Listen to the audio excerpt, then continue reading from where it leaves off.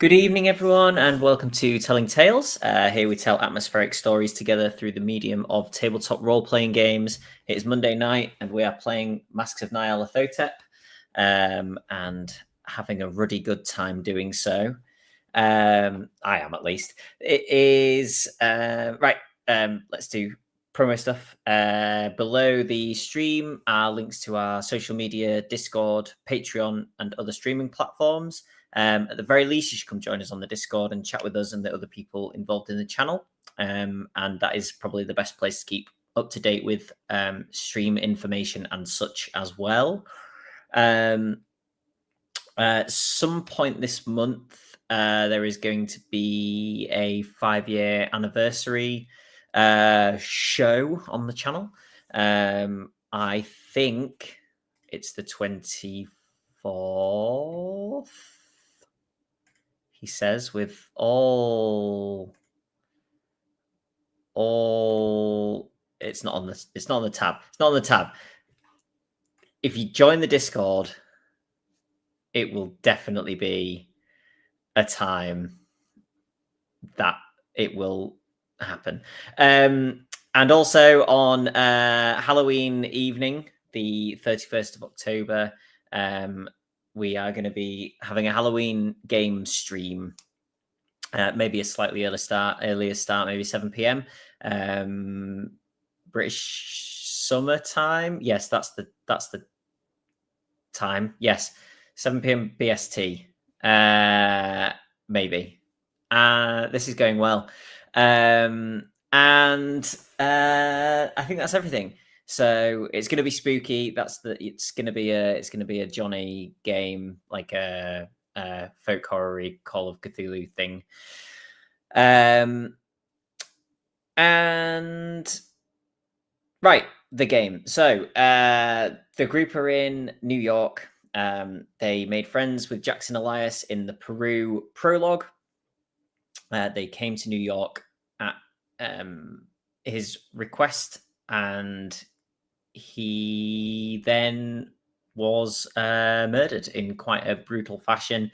And the group have been investigating that and various other spindly tendrils that have come off that investigation, and has basically led them to this evening at an African art emporium known as Juju House, and they have reason to believe that at the dark of the moon is when they carry out whatever things they do, and that is this evening.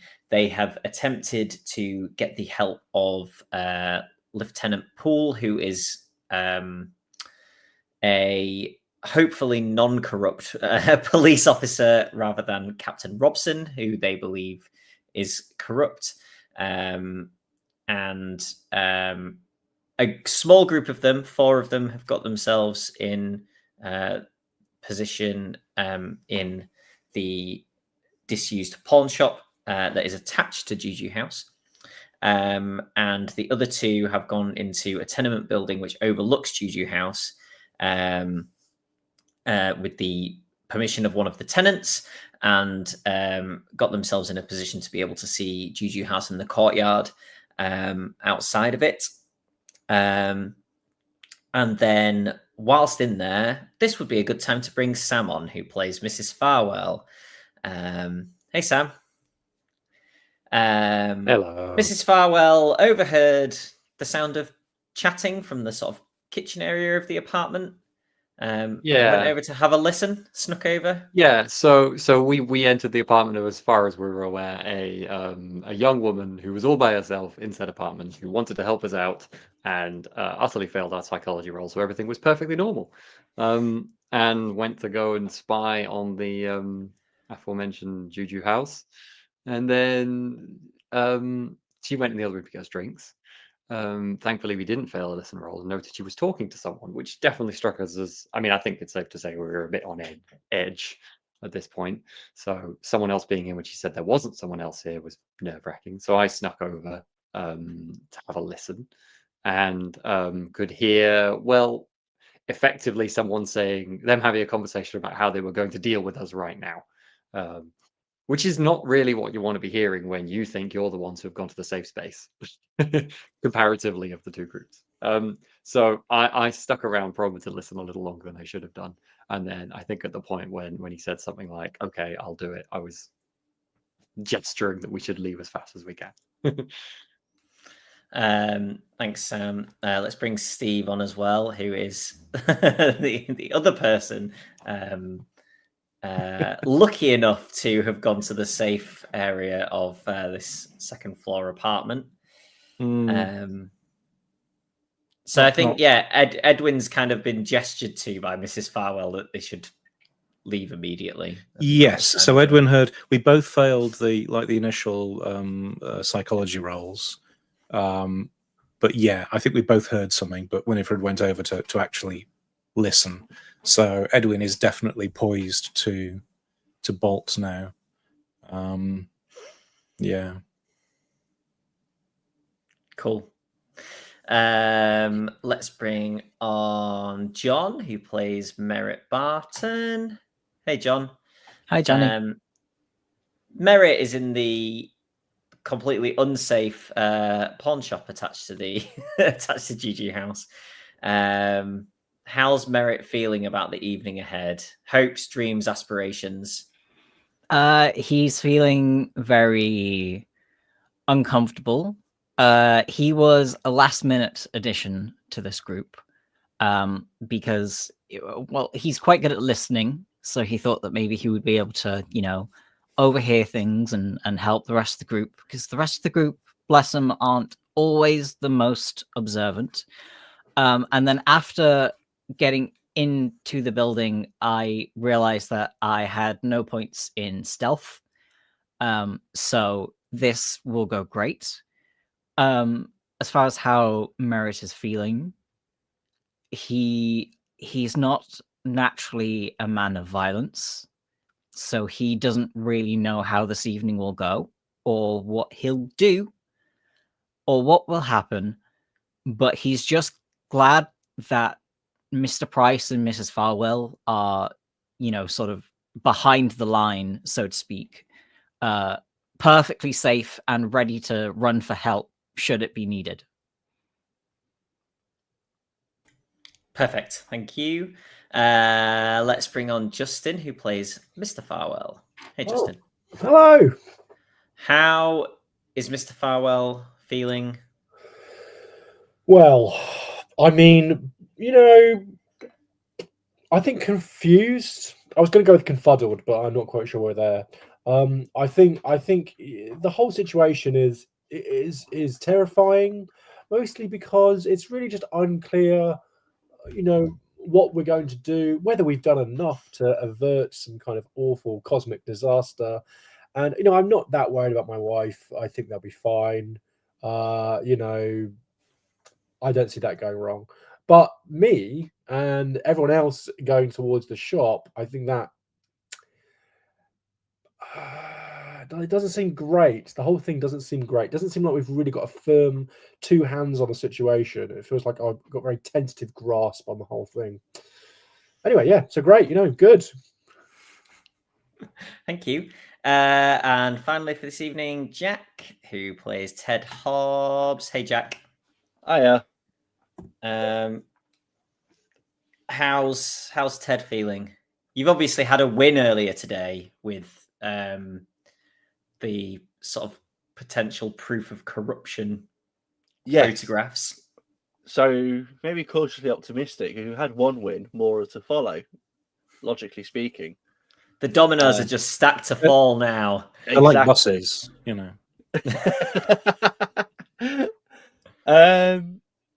Yeah, I think excited to get to the bottom of what's going on.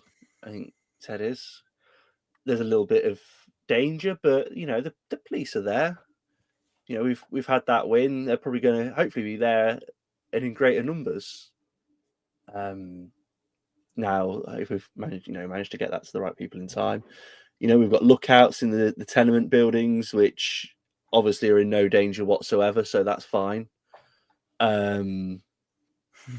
Cautiously optimistic, which is the best place to be in a Call of Cthulhu game. And yeah, Very excited cautiously optimistic. Yeah, and excited to see what's going on a little bit. Maybe get some. Yes, just see what's happening. We've had a lot of places, a lot of names, but we've not been in a lot of places and found out exactly what's going on. So We've been playing this campaign for ages, so it's about time we wrapped it all up. yeah, it's got to be near the end now. Surely we'll probably find Carlisle just perusing the stock room, The drums. Yeah, just playing the drums. That's what Ted's really excited for. To get in there and see what drums they didn't have on offer. Post-arrest drum perusal. That's the... That'd be a great band name. Yeah. Right. Mrs. Farwell and Edwin. Yeah. Are you just bolting? I think that was the exact end of session moment. That's at the point when it seems like they are coming to get us. There was a bolt. There was like a chain on the door, wasn't it? Yes. So assuming I'm closer than Edwin, I'm going to dash for the chain and fumble to open it as fast as I can, so the door is open for the both of us. Okay. I think if you can both make me... Oh, go on. I think I will be trying to do it quietly, actually. Yeah, given I don't think we've been heard yet. No, but I'll just say that you are very close to whoever this person is, and they're about to come through a doorway near Yeah, okay, you. no, never mind. It depends on exactly the last wording, but yeah, bolting.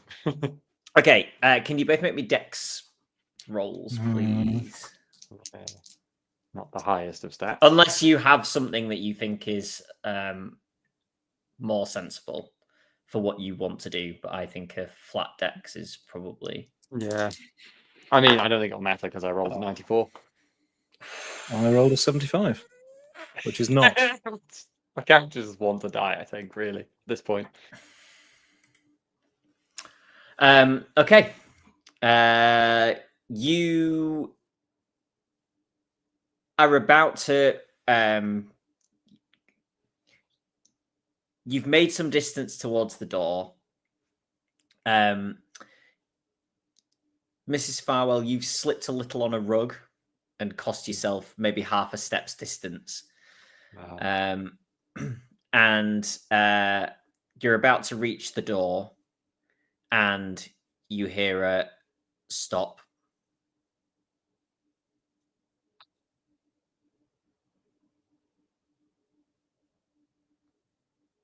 Edwin, you're obviously also going at like kind of almost a 90-degree angle. Like you're kind of going straight at the door and Mrs. Farwell is coming at it from the side almost.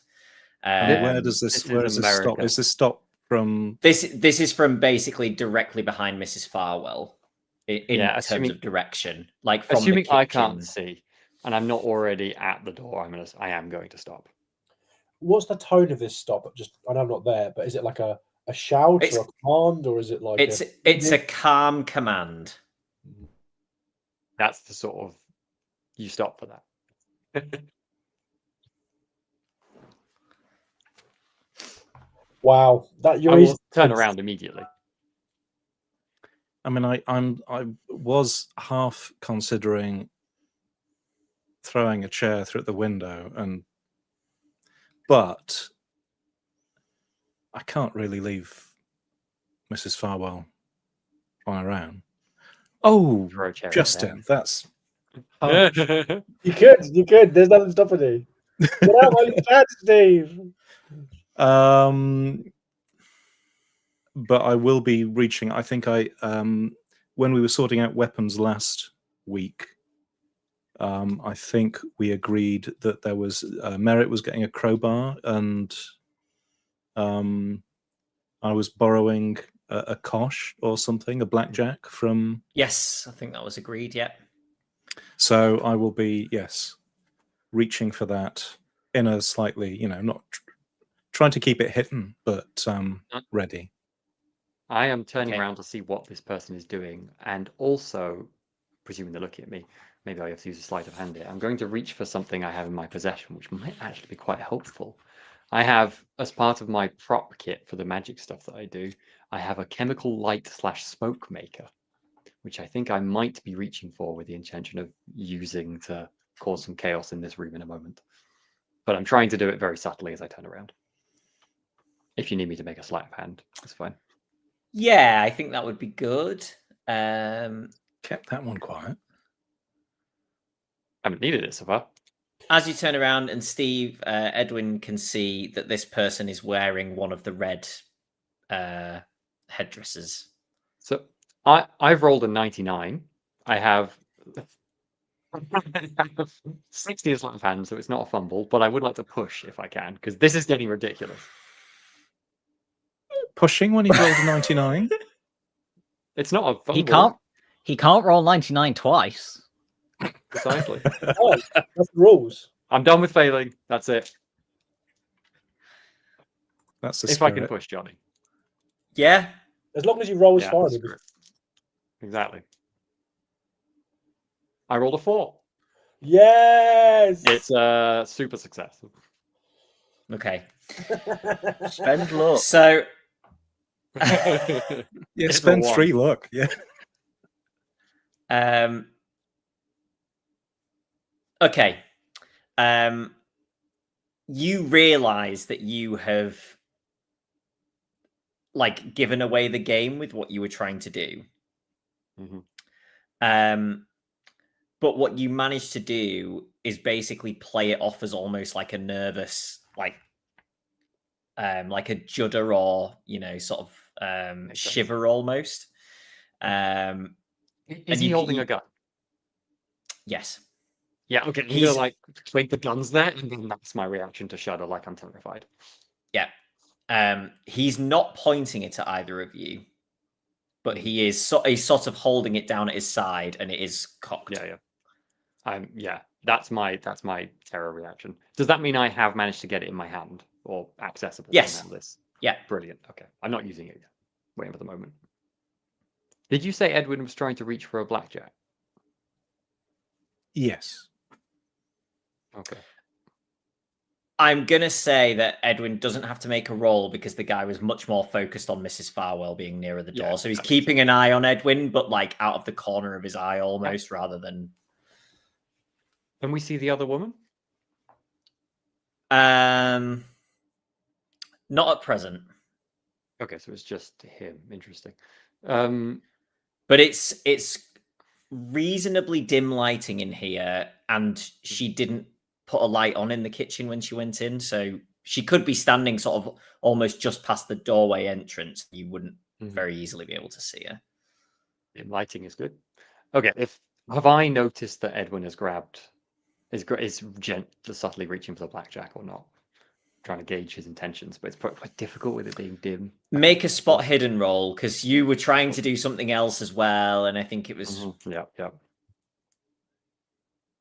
Yeah, that is a hard success. Okay, then yes. Okay.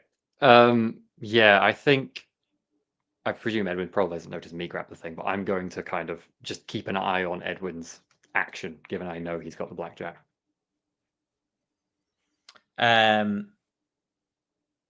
The guy raises the gun, not to totally sort of point it directly at somebody's face, but then kind of gestures between you both and goes, "Back to the chairs, please."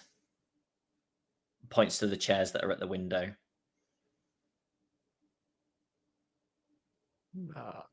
I will do that. Unless Edwin otherwise acts.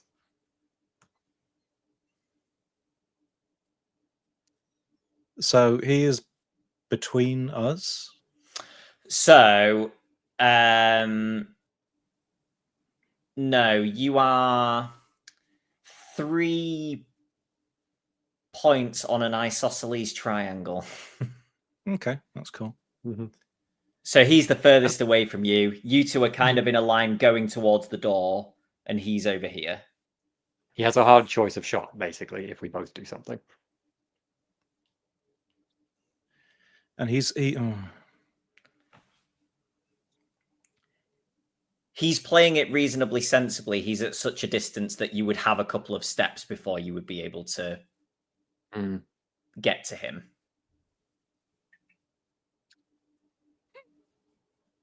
Oh, I've had a different idea, but I don't know if it's hard to pull off. I want to pretend to faint.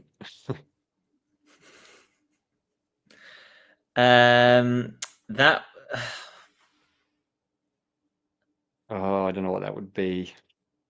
yeah, I was thinking performance, Persuade? but that's D&D, isn't it? Performance,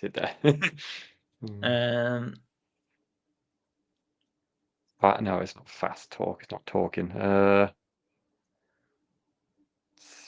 Maybe Stealth. It's just kind of persuade. persuade. Yeah.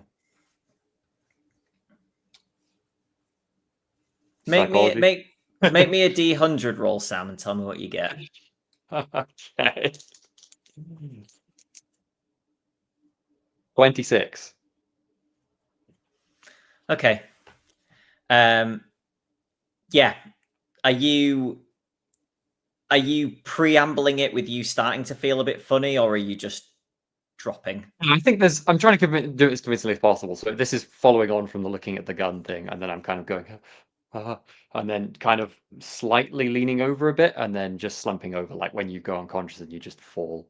And then trying to do as convincing a whack on the ground as possible. So I'm actually unconscious, as though.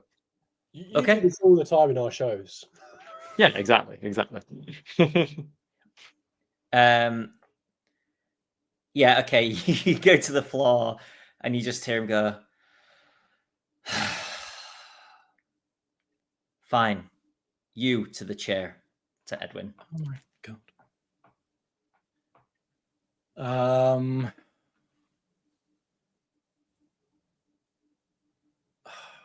I would probably say something along the lines of like, do you have no decency? And I will try to. I'll be, trying to, checking over Winifred and trying to kind of get her into a better position. So I won't be going to the chairs. No. Okay. He says, chair, please, Mr. Price. I act remaining unconscious. But I might, if you're close to me, I might like just shift my hand so you can see the thing in my hand, although you probably don't know what it is. Right.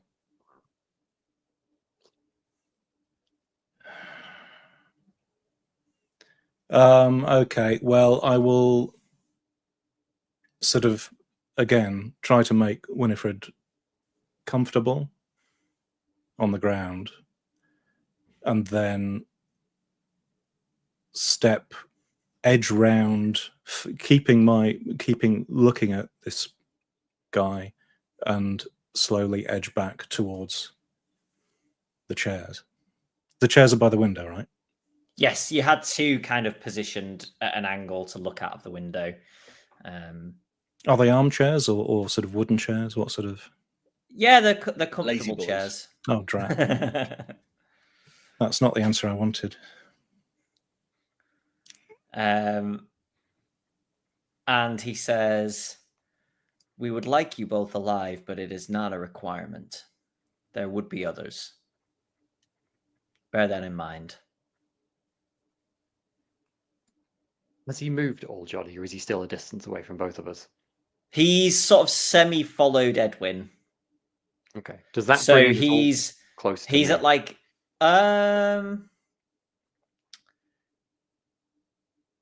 you're a triangle again, but a much flatter one. So he's almost between you and Edwin, but like at a slight angle.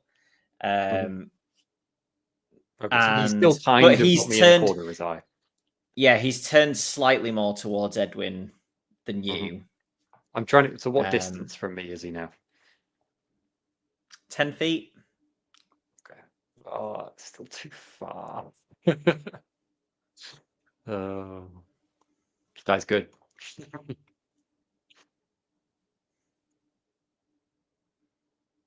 I think because one of the reasons I haven't used the smoke maker is because like I presume it would be quite obvious if I set it going when he's staring at me. So I think I'm trying to just keep a very subtle eye on him until he's not paying any attention to me. That's basically my plan at the moment.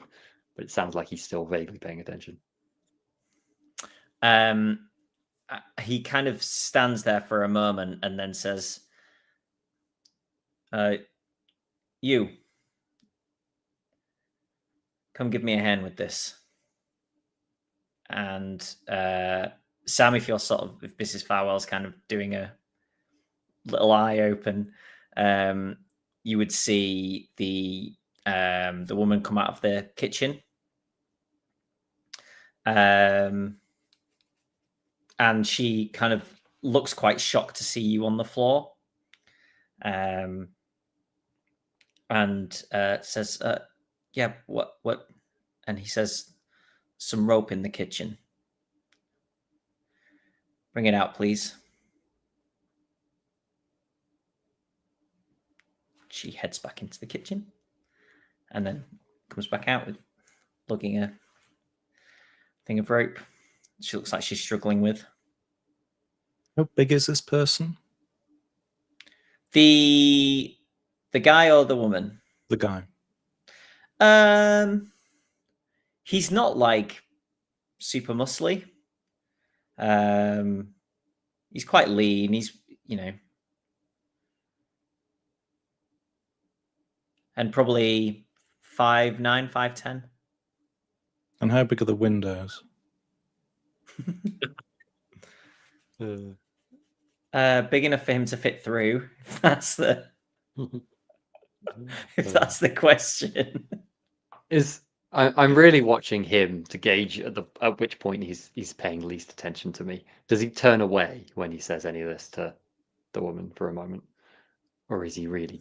Yeah, because so you're to his left, and Edwin is to his right, and she kind of comes round his right-hand side. So the point when he is the most turned away is when he kind of turns to say something to her as she's coming to that side of him. You're then like 180 degrees from him. You're like exactly behind him. I'm going to try and use this moment to use the chemical light smoke maker. We don't really have rules for how this works, but I presume since it's a trick thing, it has to be fairly quick. I imagine it being like a strike, like you have with a match, but maybe you pull against, and then it's got sulfur and other fumes that come off it. Yeah, I mean, I'm happy that the thing itself will just work. It's a matter of how quick and how subtle I can do it. What do you want to do off the back of it? Is kind of my hope is to toss it at like just as close to him as possible, so he's like, "What is going on?" But we're not far away, and I'm looking at it, so hopefully that's not too hard. Yeah, so give me an easy throw roll. Throw. Oh god, that's the thing though. I'm assuming you've got base, but yeah, where is throw? Okay. Yeah, still hard. Yeah, that's not it. That is Please it. don't throw it 18 at out me. of 20. Ooh. I get to tick throw. Oh. You got 13. I got 18 under 20. Oh, well under 4. It's easy. So, but yeah, nice. Okay. It basically, he hears something land at his feet, and you see him look down, and then it just kind of goes. And like these kinds of things are usually used on stage, right? So they actually, it takes up the majority of the room quite quickly. And you can hear like moving around. I don't know what you both want to do. My next action is getting up, but I think Edwin's got the next moment. So what's the view? Can I see him, or is it how much?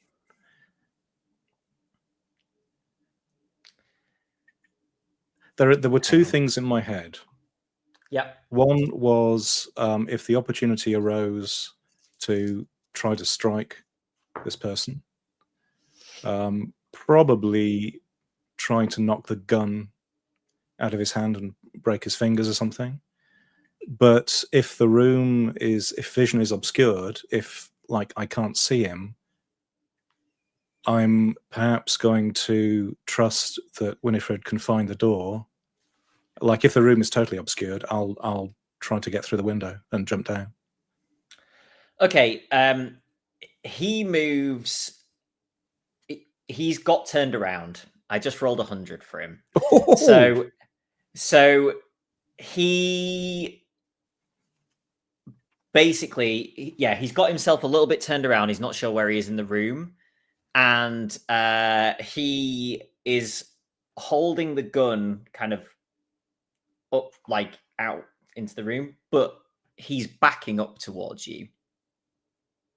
So he comes into your field of vision with his back to you. Oh, can I pull him backwards through the window? You could certainly try. It will probably be as in not me go roll. backward. Yeah. Yeah. Both of you tumble out the dramatic sacrifice from Edwin for some reason. The rest of us just in the pawn shop just hear a thud. Wonder what that was. I'm Who knows? again going to give you this as an easy, Steve. Okay. So it'll be, assuming you've not put anything in it, it would be under 50, I think. Flip of a coin. Not great odds. Not great odds. You can always push it, Steve. Fuck. 92. And look. I mean, You've got to push. You've got to push. I will push. You tried With- pulling him through the window. Now This has to Well, happen. yeah. And if Worst it doesn't, consequence, Steve, is that you go through the window, and that's what you wanted to do originally. So And maybe land on my head and die, but hey, you know. 41. Okay. worth it. Yeah, you go to grab him from behind. You get the angle a little wrong. And you basically trip over the chair leg of the chair that you were sitting in. So he tumbles over the top of you because you've still got hold of him, and he goes out of the window. But as a result of your positioning, you're going to take 3 damage as glass from the window. Basically, you know, Okay, you get shrapnelled with glass. This position, sorry, remind us, where are we? Like, are we like many stories up? What do we expect this fall to be like? Your American second floor, so first floor. Okay, so Brits. good chance it's not lethal. Probably very bad for him though. Well, it depends how he was thrown out. Yeah, I suppose that's true. Like, was he on a momentum to land head first? Because then that's definitely lethal. his gun might go off when he lands. He might shoot himself. I suppose it sounds like a dice roll rather than a guaranteed lethal. I was thinking. I don't know how John. I think it sounds like a luck roll. Who's got the lowest luck? I just use head. I Does think he it's have the fine. lowest luck? Insta kill. The other group, you hear smashing glass Cool. and a thud I from the think courtyard. I think I would probably run back, given that my wife's back there, and I'm somewhat fond of her. So you can see out of the front window. It's boarded, but you can sort of see a gap out. Yeah, but I probably can't see well enough to see who hit the ground. Do you want to look first before going outside? Yeah. I mean, Okay. yeah, why not? You can see a red headdress on this person. Was Winifred wearing anything red? I There's feel room like for this.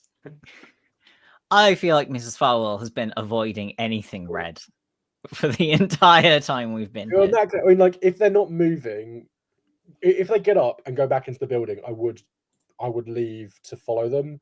But if they kind of lie there dead, I'll just kind of would turn to the rest of the group and go, "Well, things are getting spicy now." They are not moving. Okay, then I'll be like, then I'll probably just kind of keep an eye on them, to keep an eye on the situation. I'm going to try and look where they came from. Mm-hmm. Yep, you can see some smoke-looking stuff coming out of a smashed window. If you, what I was going to say as well for the group in the room, that all now dissipates quite quickly now that the window is smashed and it's no longer a contained area. So after about 5 seconds, John, of Merritt looking, it's like almost indistinguishable that there's any more coming out. So you, like, if you were at first concerned there was a fire, you now think there's probably not a fire because it would have likely got worse if the window would come open. I will just say to Mr. Farwell as we're both peering out the window, what on earth are they doing? The old smoke window trick.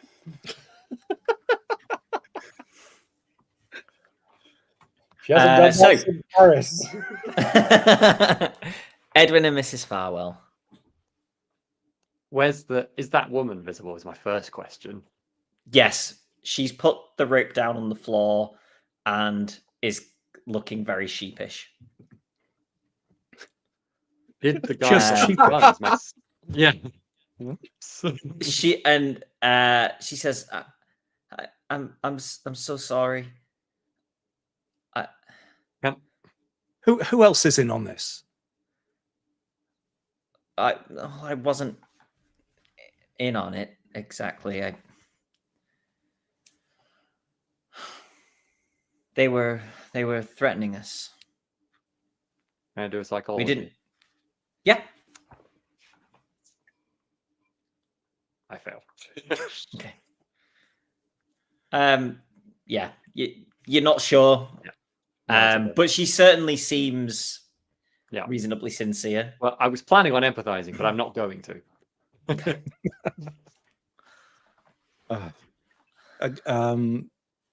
Yeah, I'll say. Was your friend in this on? In, I can't even speak. In it on, like, words. It's been a Was your shocking friend an experience. accomplice? Did she set us up?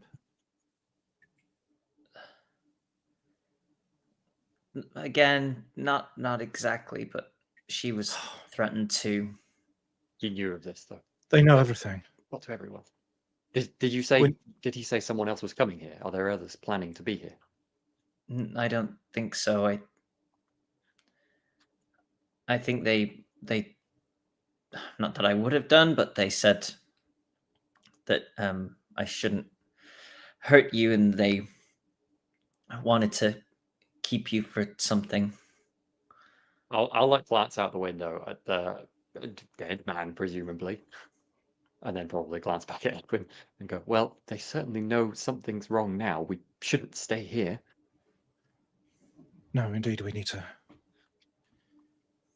leave. But yeah, we need to leave. I'll glance at the woman and go,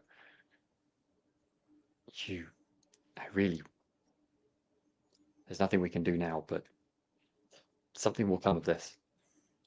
Better be true that you were threatened, otherwise we'll be back for you. Angry Mrs. Fowler. And then she's going to go for the door. Where are you intending to go? This is a Jonny question rather than the woman in the... Yeah. I think that's a good question. I feel like Mrs. Fowler doesn't know. She walks down the hall away. So as I was going to say, yeah, as we're walking down the hall, just away from that room and hopefully towards an exit, I will whisper to Winifred, the waitress knew about the pawn shop. She told us about it. She must know if she's in on it. I mean, they know we have to go get them out of there. It's a trap, isn't it? I mean, if this was a trap, there's certainly that our friends are in greater danger. Perhaps we can find Are more.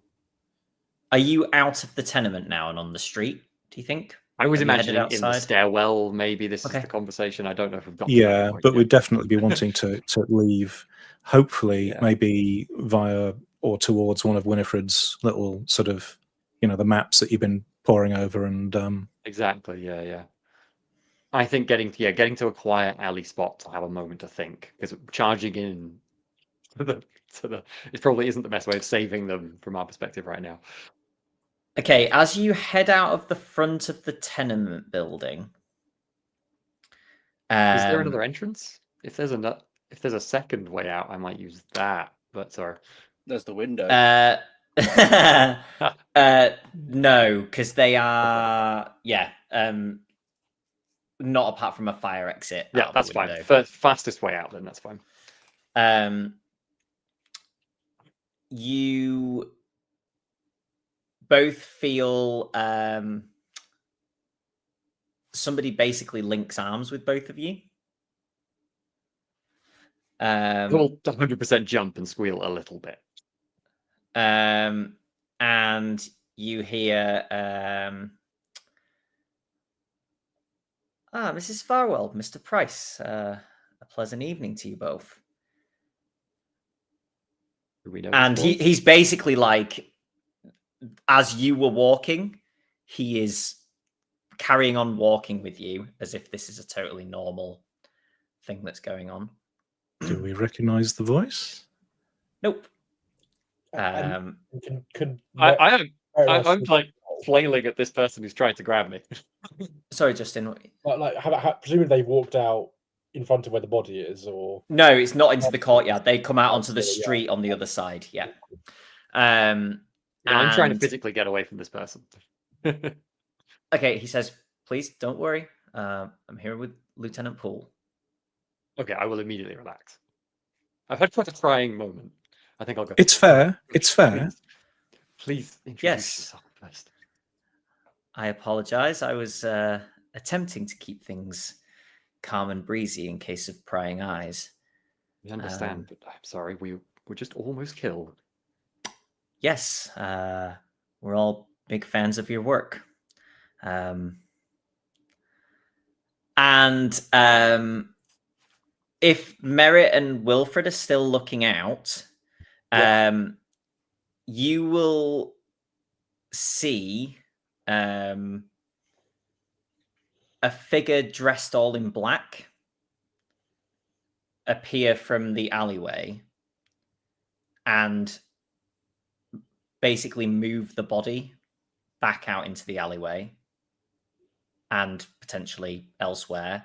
And then a second later, either that same figure or another figure basically come and do their very best at cleaning up all the glass and anything else that is any evidence that something has taken place there.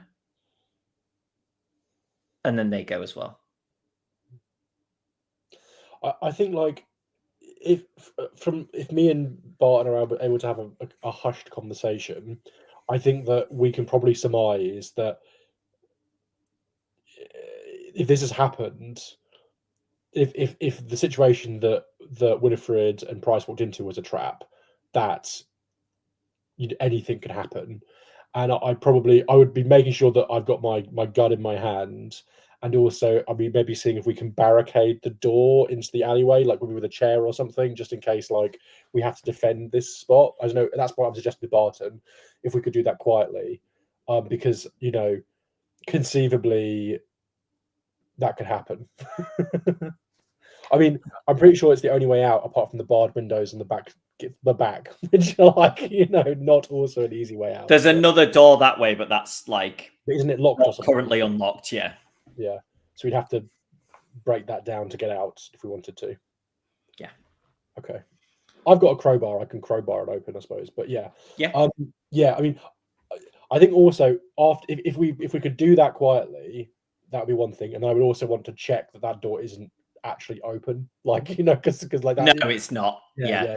Yeah. But You yeah. can like, you know how you can sometimes see a little gap and you can see that Yeah. the lock is across and I mean, like, again, I'm not trying to like create a barricade that would survive the gendarmes in the streets of Paris, but like something that would at least give us good warning if people try to rush the door and all the rest of it. yeah. Cool. So the maybe officer who is with Edwin and Mrs. Farwell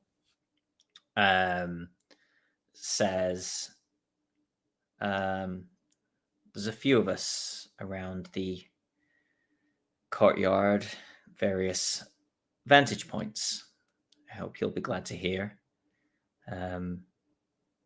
Your friends are currently safe. Also, we're keeping an eye on them. Thank heavens.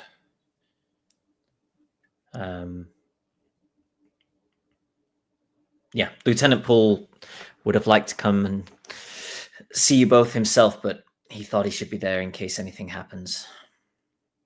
No, thank you. Yes, we thought we were being careful, but apparently they're all they have influence over.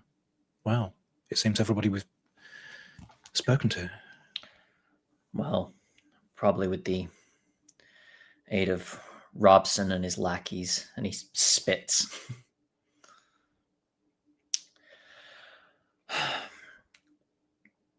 Lieutenant Poole has told me to ask you what you would like to do now. Would you like me to take you somewhere safe? Or would you like to come back with me to Lieutenant Poole? I will look Have we towards told them Winifred. have we told them about our friends in the building? He knows. He said they're safe. They're keeping an eye on them. Got it.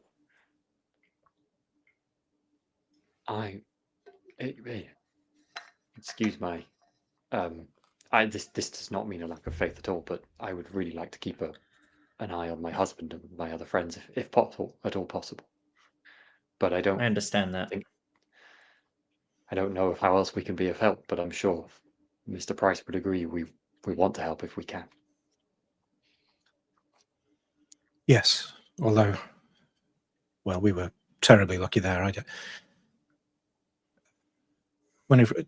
So, do I know they've taken the body away? They've not said that to us, have they? Nope. I don't know what condition the guy's in, because I didn't look. So I saw Winifred look out of the window. Edward doesn't know he's just killed a man. Yes. I think at the very least, yes. I need to sit down. That was horrifying.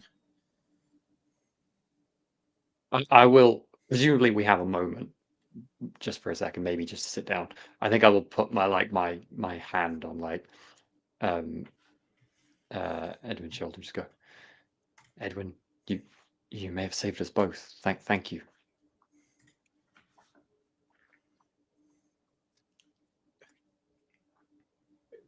It's all I could do. I couldn't.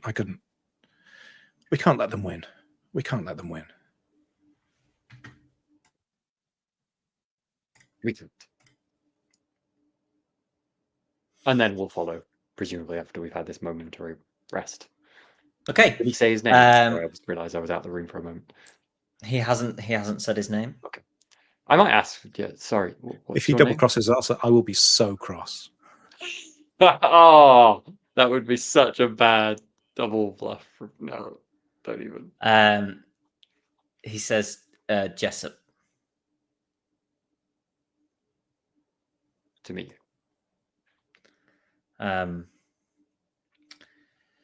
Okay. Let's shall we? And he leads you around to basically the whole other side of the courtyard, where there is another tenement building, as I think you were aware, and leads you into there and up to the third floor, so the second above the ground. and into what appears to be an unoccupied apartment. There are a couple of chairs that look to have been brought in. Probably much more what Edwin was hoping for in terms of chairs. And there is a worth noting as well. I don't think I said actually that the guy was in plain clothes that was walking with you, as are the two people that are in this room. One of whom, out of context, takes you a second to realize is Lieutenant Poole, and the other is a man with a rifle, sort of pointing out of the window. It will like visibly like react with obvious relief when I realize it's Lieutenant Poole and just quietly say, "It's good to see you. Well done." I think the well done here is for you two. I don't know what went on in there, but there'll be time to speak of it, I'm sure. And he passes a hip flask towards the two of you. Yes, no will reserve take it. about drinking this time. I'll definitely. I will take it with a shaking hand as well, yeah. And then I suppose I will perch myself, if I can, without being in the way of anyone, at a position so I can have a good view down there. Use my good spot hidden skill. Yeah, if anybody does anybody raise an eyebrow at the hip flask, or are you both just like, yeah, all right, fine? Absolutely fine with it. Fine, yeah. And he then sort of offers it to the guy with the rifle, who sort of basically stays in position and raises a hand to say no, thank you.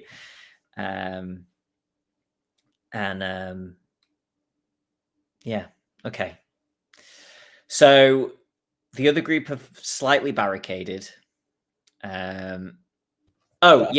Also worth noting, does Edwin look out of the window? Yes. Okay. The guy is gone, obviously.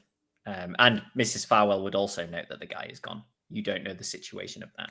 But also, if that doesn't shock you too much to pay any attention, you notice that it is as if the whole thing hasn't happened. Apart from you can still see the shattered window. I think I would not ask as such, because I wouldn't necessarily assume it was these folks who did it, but more note, I'd say out loud, the body is gone. Paul says, yeah, we want to make sure that things proceed, at least to a certain point. Oh, I see. Oh, sorry for making your life more difficult, I suppose. No. Chuckle. I'm sorry that that you had to deal with that.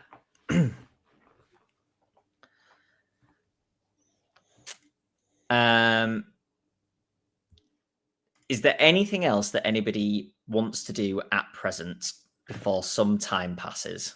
I think I would talk to Barton, and I think like if we've kind of secured these two doors, I think I would at least want to have a conversation about whether we want to do anything about the hatch in the attic. Like, do we think there's a I at this stage, not knowing exactly what's happened, and maybe being a bit paranoid that at any point we might get set upon by people, I'd be like, do you think it's possible they might try to come at us through the attic?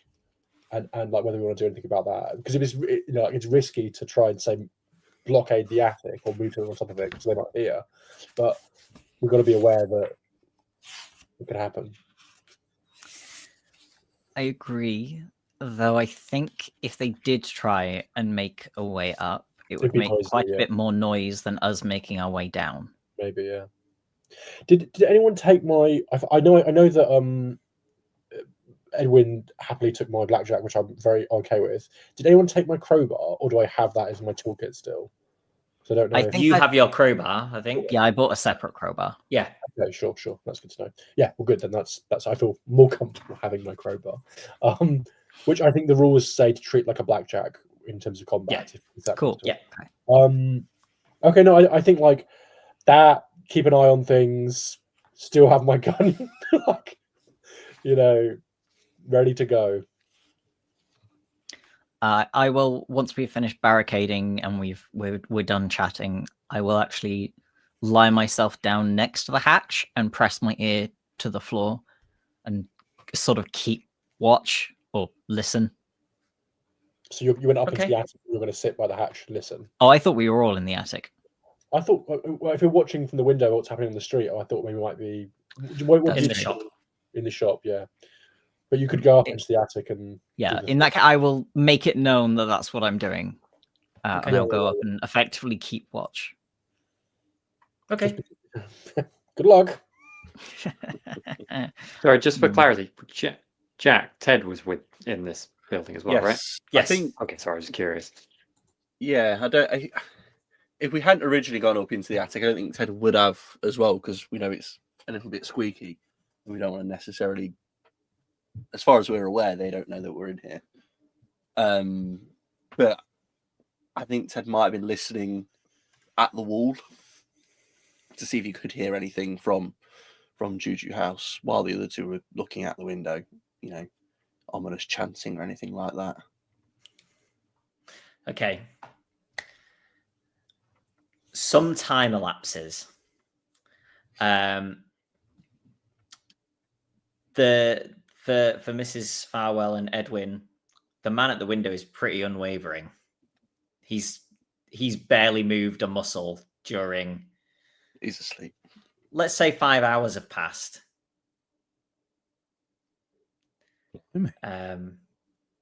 He may well have served. And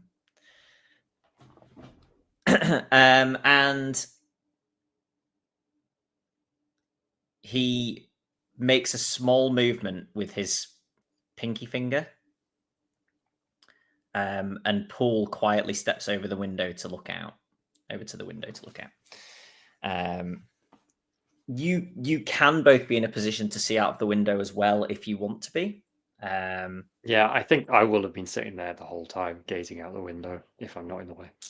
So anyone who is looking outside, whether that be from there or from the pawn shop, you see 4 people, basically like 2 pairs, carrying like quite a large packing crate each. And they approach the door to Juju House. The front ones put the crate down, do a couple of knocks on the door. The door opens. They lift the crate, go inside. Second crate also goes inside. Door closes. Are they're not wearing anything different, no obvious red scarves or anything? These were not wearing red scarves, no. Did any of their behavior indicate that they noted anything different, like the window being broken, or they noted where? Okay, that's good. No, but they were like straining under the weight of the crates. So like kind of looking at the floor, not necessarily their top priority. But you didn't notice anything, no. For reference, for anyone going back and forth, I'm going to be paying most attention to whether it looks like they've gone, something different is going on. Okay.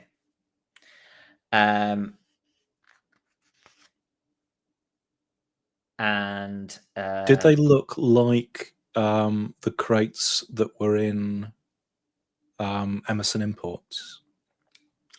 I mean, it's dark, so you didn't notice them having any particular like stickering or labeling on. They were similar crates, but they're crates. sure. I recognize those crates anywhere. But they did look to be very heavy. And you can make listen rolls if you want to try and overhear what Paul kind of says to his officers.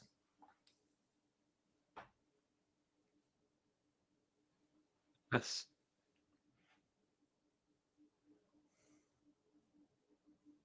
I hadn't ticked listen. That's surprising. I didn't pass. Okay. Sam, Mrs. Farwell overhears probably the victims.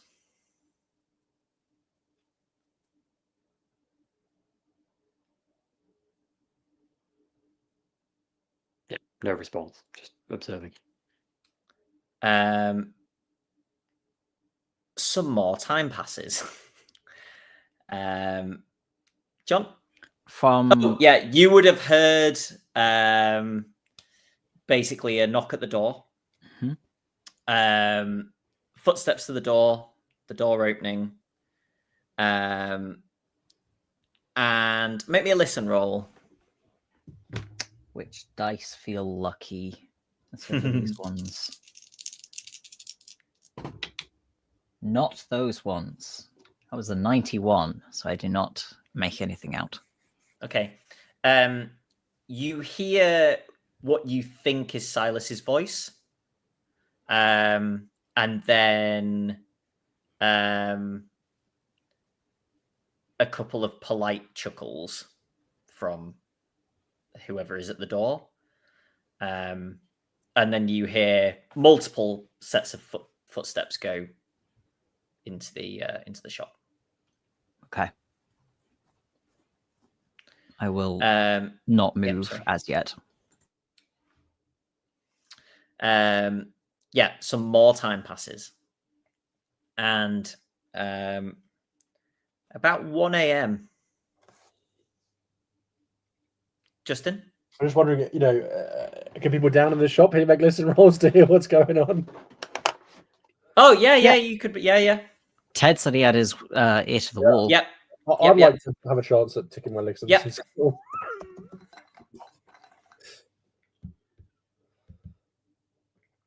No.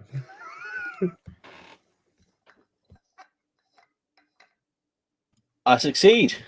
Okay. Ted, you hear Silas say, at least somebody can do their job, right? And then a couple of polite laughs. And then the footsteps in the door and etc. But that's what Merritt didn't quite hear.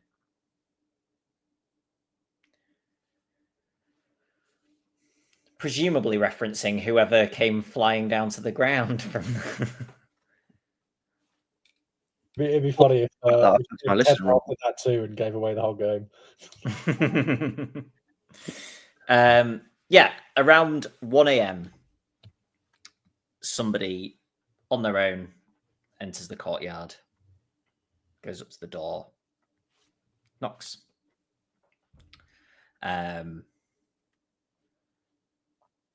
Is permitted entry. And then 30 seconds later, someone else, and then more and more and more. For a total of around 30.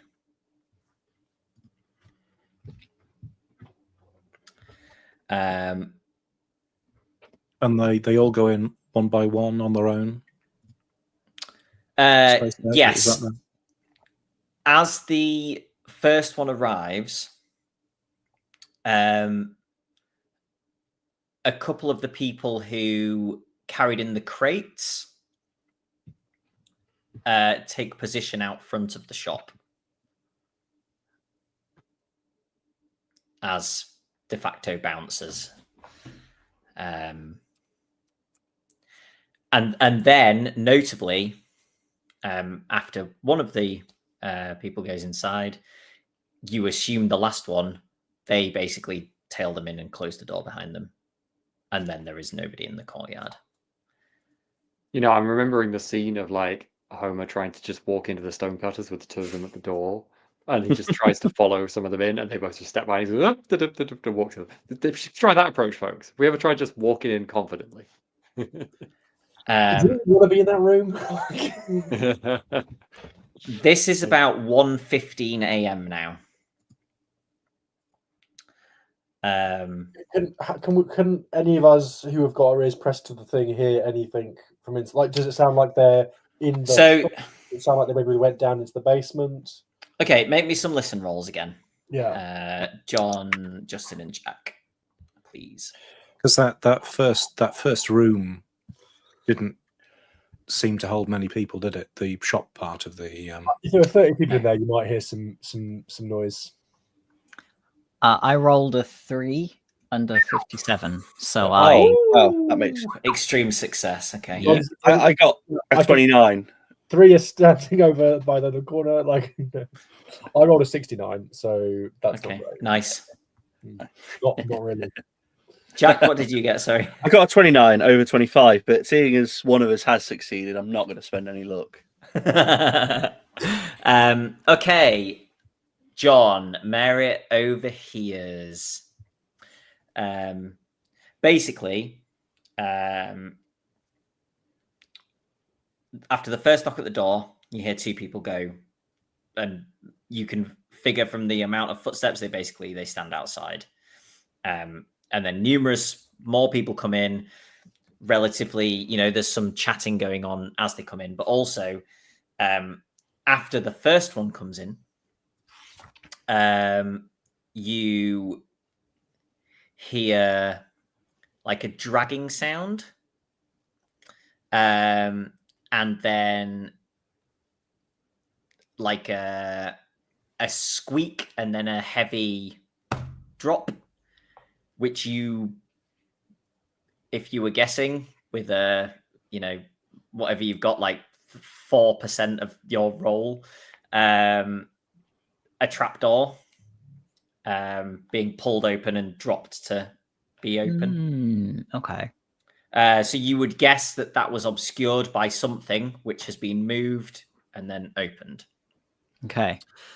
And as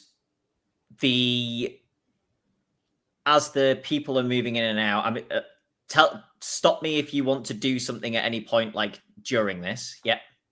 I guess one part of my question is, can I sort of make out whether the trapdoor is in the front room or the back room? Front room. It's not quite directly below you, but it's certainly not far enough off being directly below you that it's in the other room. Could I have maybe like an idea roll to think back to when I was in the shop to think if there was any like likely furniture that could be used to hide? Cool idea.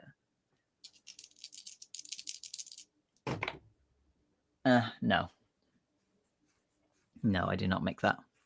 Okay, well, what I'll say is you're pretty sure that for this position, it would either be under the counter, which would be effort, unless there was some mechanism in place, or it's behind the counter, and that's why you can't think of anything, because it was behind the counter. Right. The dragging could have been a rug rather than a piece of furniture. That would make sense. Cool. And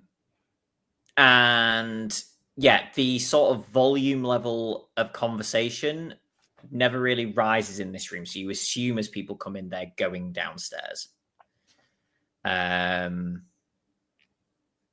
then 30-ish people come in, and then the people come in and close the door behind them, and then there is reasonable silence. I think at about 20 or so people, I'm going to crawl back downstairs and feed back to the rest of the group. Cool. At that point, I might, me or Ted could move to listening against the floor. Like, there might be a better place to listen now. Yeah, I mean, I do raise the thing of like, maybe we could just burn this entire building down with them all inside. I'm just putting it like, honestly, like if they're all in, like, I've got a lot of kerosene. Well, I'm just, I'm just spitballing ideas, but we might never get a better chance. So there was something that I read in the Investigator's Handbook last week about the flash powder used in cameras is actually a more volatile explosive than like a grenade This or is- TNT. dynamite Good TNT. Yeah. information So to share. I probably my only at the end of the day, if there is a chance that I don't know. I suppose we don't know that there might be people inside those crates, so we don't know that there are innocents that we might be burning alive. But or exploding. I'm not ready yet to pull the. I'm just saying we have the technology. If we need to. I am not saying no, Oh yeah, no one's but I saying that. am. I am Backing away slowly. reminding people that the reason we are here is to acquire evidence for 2 separate investigations, and that if we set the building aflame, we will also be setting any potential of evidence aflame, Well, which will okay, save but us, but not save Hilton or further victims of Captain Robson. Okay, sure. Well, I mean, that's one perspective that we can think about. if we place a breaching charge made out of a MacGyvered flash powder on the wall, we could get through and save people. But yeah, no, I mean, I think we should just be aware that burning the whole building down, Is an a option. possibility. much like when the house gets infested with spiders, there's a point where you just burn it down, even though you could do the thing. You just burn it down. That's a better way of doing it. I am very thankful to have someone to debate reasonably with such different opinions to me. Yeah, no, that's cool. Yeah, no, that's fine. We'll just it's there. It's on the shelf. We can bring it down. Bring that dare down whenever we need to. I'm gonna say with my hand in my bag, like thumb, like you could just absentmindedly going around the bottle of lamp oil that I've got. If we think the police may be watching, and as characters don't know this, a small controlled fire or explosion may be enough to get them to come into the building. And that's as far as we need to get for now. I'll go back to listening. It's the floor. Are we very sure that there's no access to the basement from this unit? We have got a crowbar and floorboards. We didn't find anything. That's true. Like we did. So I mean, we could look again, but may not be the best time right now when under our feet are potentially lots of cultists. Are there any gaps in the floorboards, Johnny? I think I did that last time as well, but I'm not sure. Maybe I didn't look very thoroughly. I guess one question is, if we think they may be under us, and it's going to be dark in here because we wouldn't have put a light on because we're trying to be sneaky. Is there any light coming up from the floorboards? No. Can we get anything down between the floorboards just to see if there is a small gap so we can be sure there's no light? You could crowbar up a floorboard if you want to. Oh, well, I was just more seeing like a piece of paper or something to see if there is a gap or whether it's just because the floorboards are that, tongue and groove. And oh, okay. Yeah, you can see that some bits have and little chips have come out. Yeah, so there are little reasonably gaps. confident if they were underneath there with a light on, we'd be able to see the light. Maybe gaps in the floorboards, I guess. As long as the basement was directly below floorboard and not a dugout of stone or anything. Yeah, there's options. So maybe, but we can still listen. Yeah. Okay. Any further questions at present? Okay. Do we have an immediate plan of action, or should I go back to listening? I think if everyone's going downstairs, then your listening powers probably are best used in this room rather than upstairs. That's my guess. Your listening powers. Did we are fairly confident something's going on in there now? Yeah, I mean, We're like, fairly, and we're we know there's reasonably confident. disappearances around this time of the month, the lunar cycle, and so we think that this is potentially some way tied up with disappearances and definitely shady stuff. How confident are we that the upstairs of the shop is now empty? Probably not very at the Not minute. very, the bouncers might still be there. I would be thinking it's probably at least 1 or 2 people up there. There could well be at least 1 or 2 people up there, but we could listen. Me- to When Merritt I came is down, pretty confident. oh, it's pretty empty. confident We're still that there. it's empty. Yes. Right. Oh, okay. How brave are we feeling? Always very brave, but I don't know if we gain anything by this yet. I mean, we could, Because it's like 2 a.m. now, or between 1 and 2 a.m. Like, but equally the front door. Like, I suppose we could go down through the trapdoor. that's what I'm thinking. Yeah. And we could open up the front shop door while we're there, just in case anyone was watching from outside who may want entrance. I haven't seen Lieutenant Poole, but he said he'd be here. I think if we have any sign that something, like, because if we do this, the jig is up. Like, you know, if they're all down there having, like, you know, sandwiches and saying very quietly, then all we have done is trapped a bunch, like a you know, the local Rotary Club's group having their annual evening meal down there, which is potentially a crime of breaking and entering. Whereas, you know, and we'll have gained nothing by this, and they'll know that we've been doing all this. So I would only want to do that if we have any kind of sign that something sinister is going on down there. That's my personal. We did see a body with a red sash or red hood fall out of a window. Yeah, but we thought that window was associated with Farwell, didn't we? Mrs. Farwell.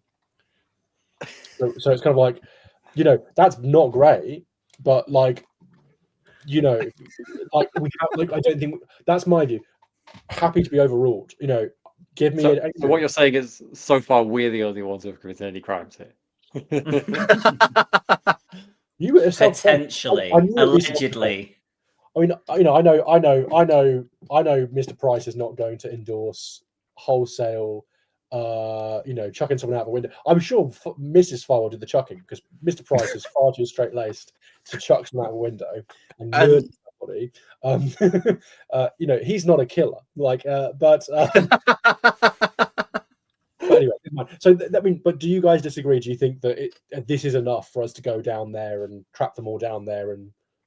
Like, then what? What's the next step? Let's listen at the floor. Yeah. I think Mr. Farwell is right.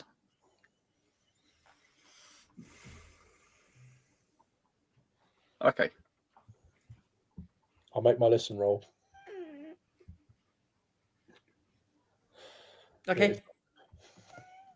It's not good, did he say? 95. Let me try. I've got sand in my ears. 70. Nope. Snap. If 2 players get the same roll, what are the... I mean, part of me we can pull them and add our results together. Yeah. It's a mega super duper friendship success. You can add your results together, so you got 140. Yes. Yep. High five. Yeah. I can't hear anything. I think we can probably deduce that we can't hear anything. Yeah. Yeah, which, to be fair, I think this makes you think that the basement doesn't necessarily go under this section of the building. Cool. Because you would have expected to at least hear something, even if not to be able to discern exactly what was being said or anything. You literally hear nothing. I propose we enter the shop next door through the attic and then listen through the floor there. That sounds good. I'm up for doing it, and if there's any signs of the thing opening, we can just bolt out the front door.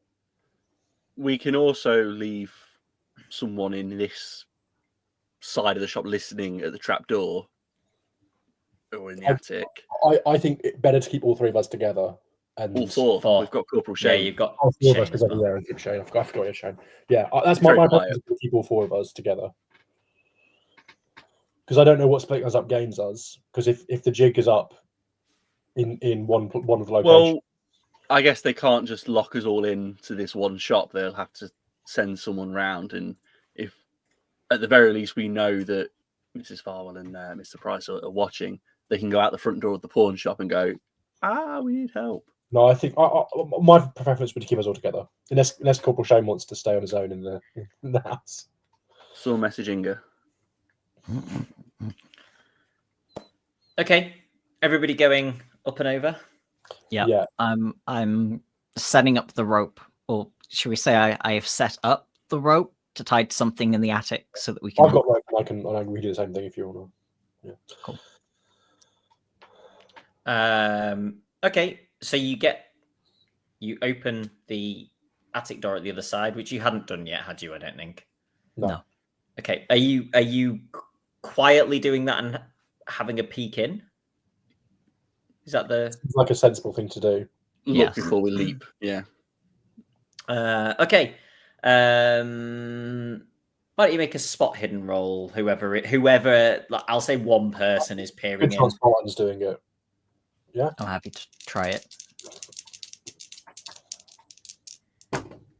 Success. 43 Yay. under 65. Nice. Sorry, what was it? 33. 43. 43. Okay, so yeah, you have a peer down. There's nobody in there. And you can see, not fully because of the angle that you are looking down at, but you can basically see like the end of the open trapdoor poking out from behind the counter. Yeah,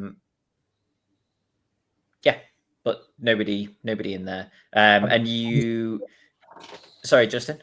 There's not like the sounds of chanting coming from the trapdoor or anything, like. No, but you can see some like a small bit of light coming out of there because the shop lights are not on. Right. I will go ahead and shimmy down the rope.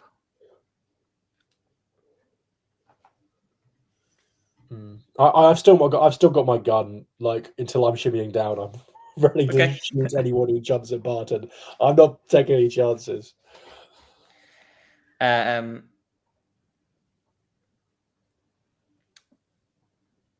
Yep, he gets down fine. I'm happy to go next unless Hobbs wants to go.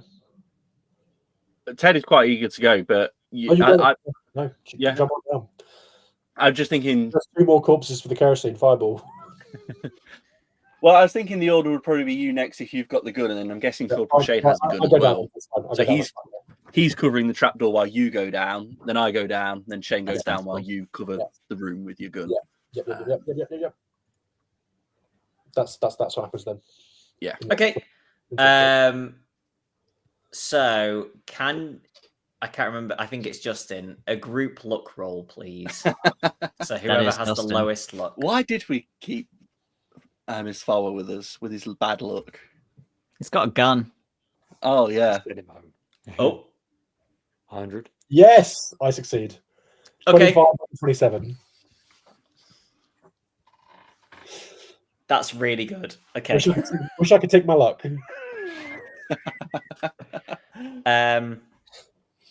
Shane comes down. Cool. I Does Shane have a gun? I've just sort of assumed think that so. anyone in the 20s that was in the army. Yes. I don't know Yeah. at this moment, but it might be relevant later on. Yes, Shane has a 32 revolver. Okay, cool. Yeah, cool. Right. I mean, yeah. We might have agreed what we once we were down there. So, were you planning on opening the front door, John? You had mentioned that. I don't know if you decided. We were going to listen first. And don't we know that the front door has a bell? So, like, Oh, ooh, does it? Do we know if because We could look. Like you could be able to see the bell from the we've been inside. when the doors open before? Do we remember, or can we see if there's like a I bell? don't think I said it had a bell. I don't think it has a bell. Right, fine. Okay. Well, I don't think we need to open it, but I think someone needs to be by the door to effect an exit. Or a signal. Or a signal, or whatever. Yeah. Okay. Yeah. So now that you're down and sort of still in here, you can hear that there is something resembling chanting coming from downstairs. Football hooligans. Oh dear. I think we've got to look. I think that's enough to open the door. Okay, yeah, sure. If you give me the signal, I'll like try to slowly open, just have the doors ajar, and maybe like, I mean, I don't know. Do we want to stick our head out and wave? Like, we don't even know anyone's watching, so I think I'm happy to stick my head, open the door and like stick my head out and look around, and that might be enough for anyone who's watching to see. I mean, that seems like a reasonable thing that I would do even if I didn't know I was watching. Okay. Sam and Steve, the guy again moves his little pinky, and Paul kind of leans over,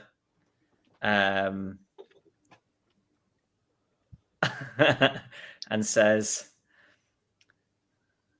"Your husband is alive and stupidly brave, Mrs. Farwell." Take out the brave. Yes, I'm aware of the second part. He's a very impetuous sort. What was your plan otherwise, might I ask? Well, I think now we would be well placed to join them. Oh. I think, just to interrupt this part, just while Mr. Farwell is sticking his head out and the thing, Ted is slowly creeping towards to see what he can see in the trapdoor. Okay. Whether that changes anything that happens next, Johnny, I don't know. But I thought I'd just let you know that's the plan. Okay. Or that's Ted's intention. I don't know, that's the plan. You can see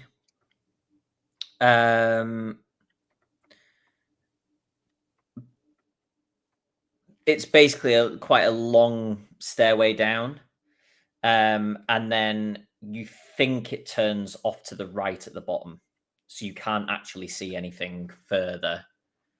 Does right take us below any other buildings that I guess weren't the pawn shop, keeps us under Juju House? A general sense of the direction where we're Yes, yeah, it's opposite side to the pawn shop. Yeah. I'm gonna crouch down and listen at the floor. Yeah, do you want to make a listen roll? Yeah.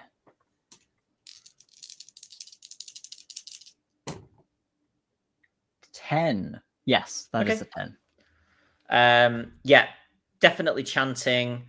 If you stay there for say a couple of minutes, you think it's perhaps increased in fervor slightly over that time. Mm-hmm. Not enough to make you be like something's going to happen immediately, but you get the impression that it's perhaps building towards something. Can I make out words / a language? I did get 10 under 57, if that affects it any. And yes, I'm aware that as an investigator, asking if I can understand the creepy chanting is a terrible idea.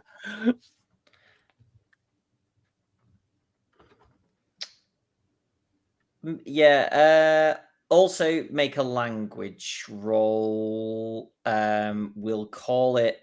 You can either have it as an easy roll, or you can have No, in fact, let's have an advantage dice or bonus dice. They're called, aren't they? So roll your Right. 10s twice and take the better.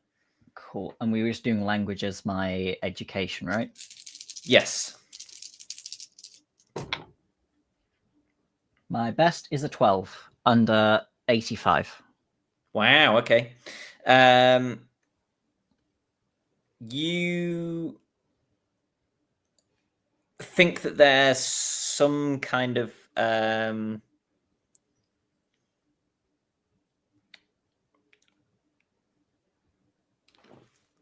yeah. The language that is used by the Kikuyu tribe.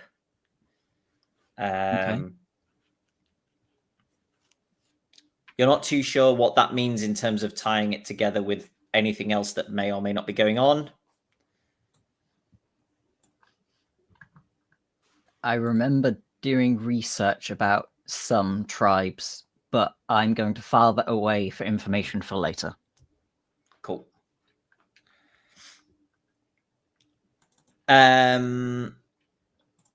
So Lieutenant Poole gathers.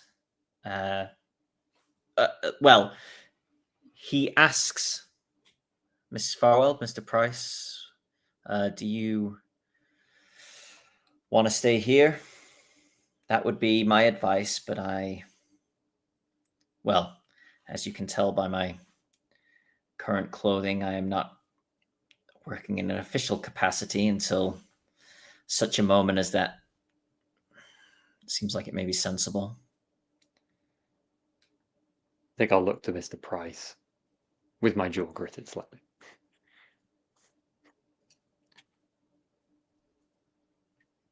Well, I'm really not sure what we can offer.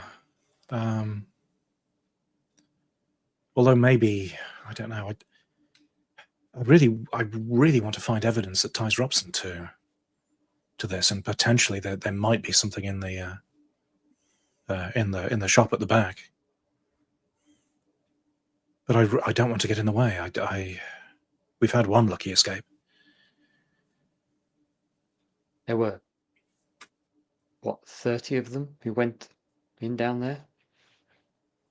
Do we have any plan for dealing with those numbers?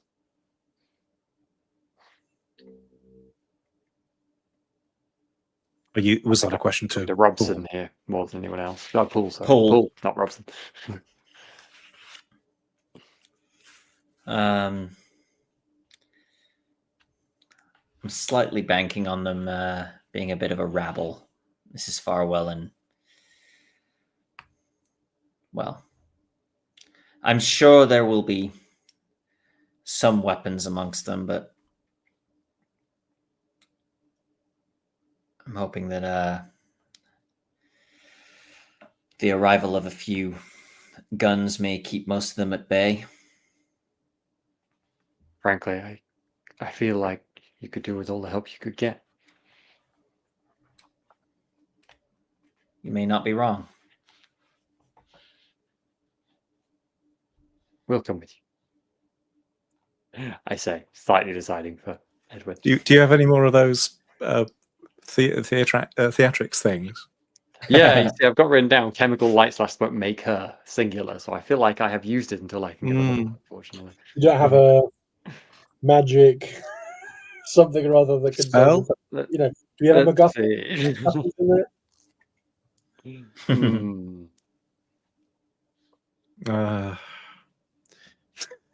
I will look rather despondently at the blackjack that I'm carrying. But yes, prepare to go with them.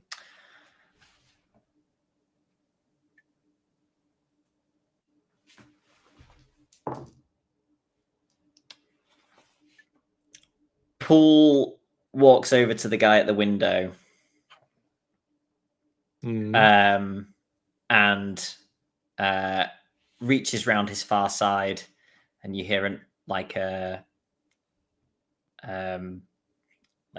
button, and then he pulls out a revolver. Mr. Price?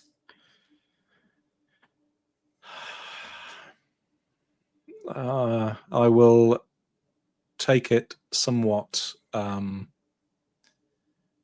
hesitantly, Mm-hmm. but then sort of, turn it over and examine it and kind of get the lie of the land. Thank you. Hopefully, it won't come to that. Yes, I hope so too. Shall we? Lead the way. He steps out into the hallway, and then knocks on the next door. And the door opens, and you see him sort of gesture with his head, and then turn around and come back past you to go the way that you know would be the way out. And you see 4 other officers, presumably officers, 4 other men filter out of that room and follow you down the hallway. I will drop in to step behind the 5 of them, rather than be kind of towards the front. There's also Jessup, who met you in the street. So there's 6 plus you 2 there. And Reassuring. I would have been quite nervous if it was just Lieutenant Poole following downstairs. Yeah. Is the rifle chap staying in the room? Sorry, or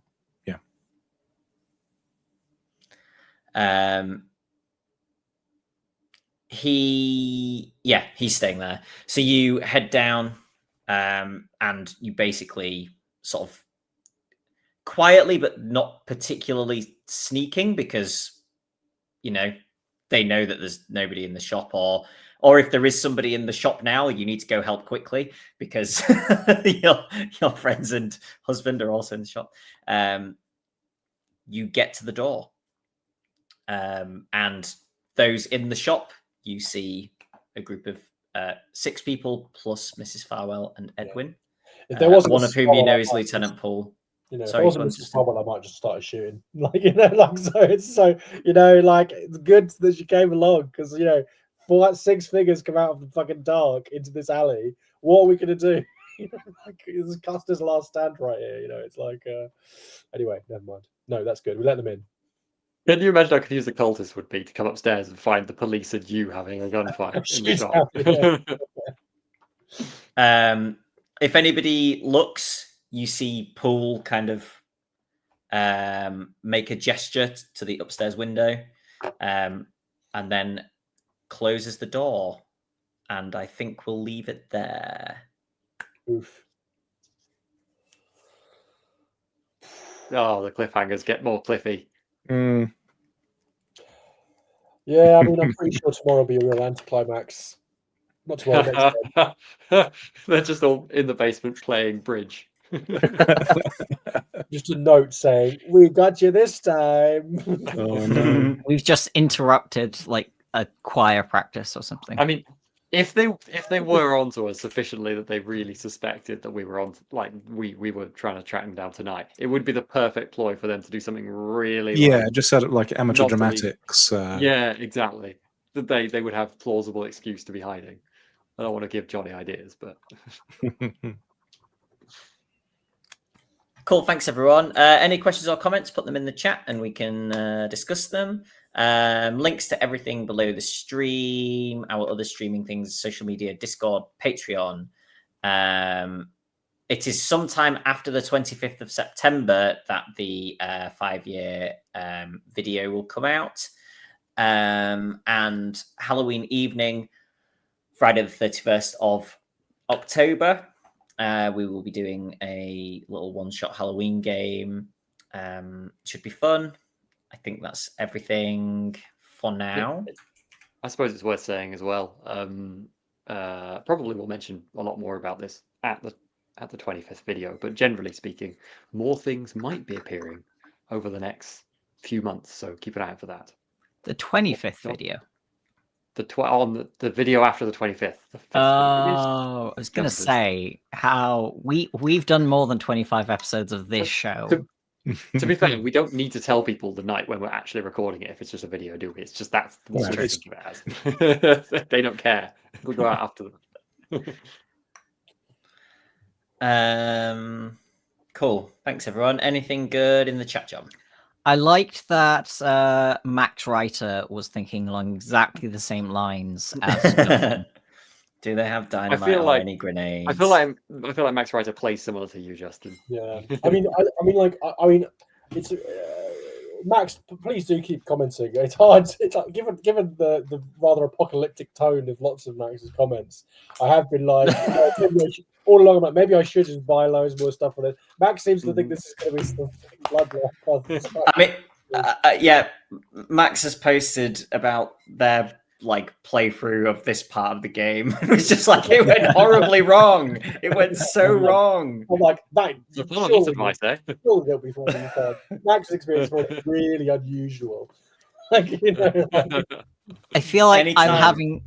I don't know if it's me or if it's Merritt having an in-character moment, but I just have this mental flashback to Merritt packing to go to America, and his old revolver is like lying on his bedroom inside it, and he was like, I don't think I should take a gun into a foreign country. I'm sure nothing terrible will happen. Well, yeah, Edwin didn't bring his gun because No. it would be, you need the proper paperwork. No, it's not like you have a gun, then it's not so bad. You're like someone who's never held a firearm and has suddenly been given a revolver, at least. I mean, I'm not great at it. I've only got 40% in. That's better than mine. Has double That's mine. not bad. again, but you've got to think, what have they got in it? Probably not very much. And dodge, how many points are they going to put in dodge? Not very many. So, the chances are good. And if you get really close to them, it kind of doesn't matter how good you are at shooting it. It's true. And the only way to get better is to shoot. So, start shooting. Anytime explosives come up, I don't know why, but it just makes me think of the Vason. Oh god. Oh god. River run off with a sea beastie and dynamite. We spent so long planning that, and it went so wrong so quickly. We planned that so I can't well. believe we- Got us. I don't want to give too many spoilers, but I can't believe how wrong that went. It was great. Uh, I also like this from Steve. One of the cops says, "Hey, aren't you the one lurking around Emerson Imports a few days ago?" It is entirely possible that they were legit cops. You might never know.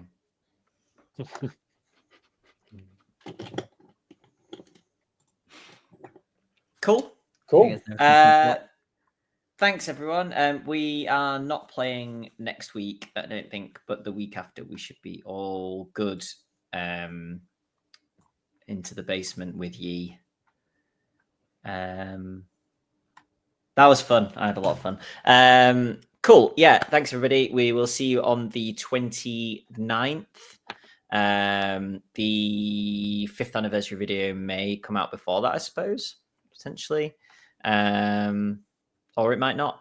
Who knows? Not me. Time is a construct of human invention. Thanks. See you in 2 weeks.